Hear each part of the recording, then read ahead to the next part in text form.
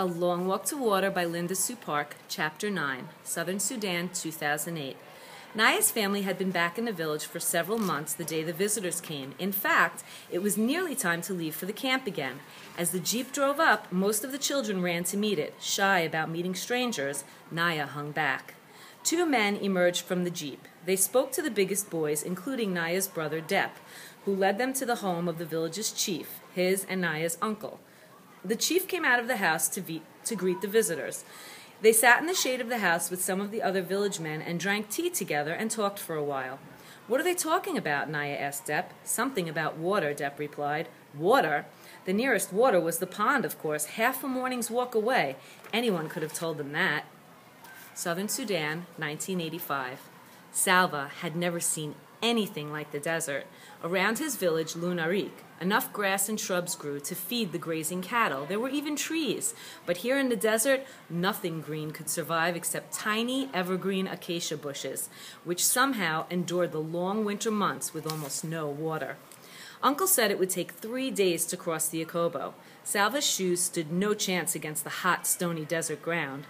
The soles, made from rubber tire treads, had already been reduced to shreds held together with a little leather and a great deal of hope. After only a few minutes, Salva had to kick off the flapping shreds and continue barefoot. The first day in the desert felt like the longest day Salva had ever lived through. The sun was relentless and eternal. There was neither wisp of cloud nor whiff of breeze for relief. Each minute of walking in that arid heat felt like an hour. Even breathing became an effort. Every breath Salva took seemed to drain strength rather than restore it. Thorns gored his feet. His lips became cracked and parched. Uncle cautioned him to make the water in his gourd last as long as possible. It was the hardest thing Salva had ever done, taking only tiny sips when his body cried out for huge gulps of thirst-quenching, life-giving water. The worst moment of the day happened near the end. Salva stubbed his bare toe on a rock and his whole toenail came off. The pain was terrible.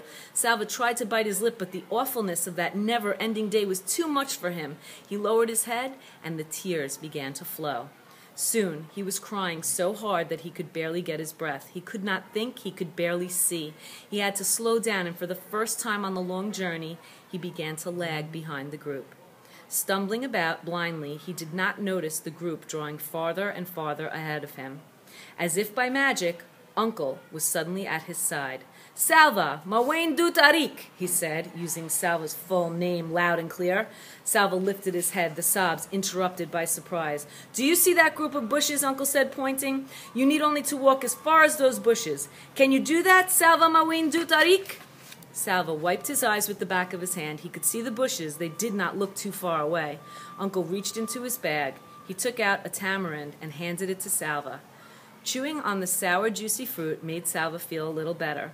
When they reached the bushes, Uncle pointed out a clump of rocks up ahead and told Salva to walk as far as the rocks. After that, a lone acacia, another clump of rocks, a spot bare of everything except sand. Uncle continued in this way for the rest of the walk. Each time he spoke to Salva using his full name.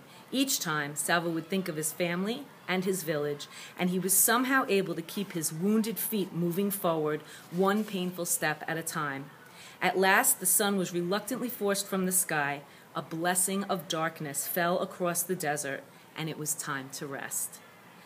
The next day was a precise copy of the one before. The sun and the heat, and worst of all to Salva's mind, a landscape that was utterly unchanged. The same rocks, the same acacias, the same dust. There was not a thing to indicate that the group was making any progress at all across the desert. Salva felt as if he had walked for hours while staying in exactly the same place. The fierce heat sent up shimmering waves that made everything look wobbly. Or was he the one that was wobbling? The large clump of rocks up ahead, it almost seemed to be moving. It was moving. It was not rocks at all. It was people. Salva's group drew nearer. Salva counted 9 men. All of them collapsed on the sand. One made a small, desperate motion with his hand. Another tried to raise his head but fell back again. None of them made a sound. As Salva watched, he realized that 5 of the men were completely motionless. One of the women in Salva's group pushed forward and knelt down. She opened her container of water. "What are you doing?" a man called. "You cannot save them." The woman did not answer. When she looked up, Salva could see tears in her eyes. She shook her head, then poured a little water onto a cloth and began to wet the lips of one of the men on the sand. Salva looked at the hollow eyes and the cracked lips of the men lying on the hot sand, and his own mouth felt so dry that he nearly choked when he tried to swallow. "If you give them your water, you will not have enough for yourself," the same voice shouted. "It is useless. They will die, and you will die with them."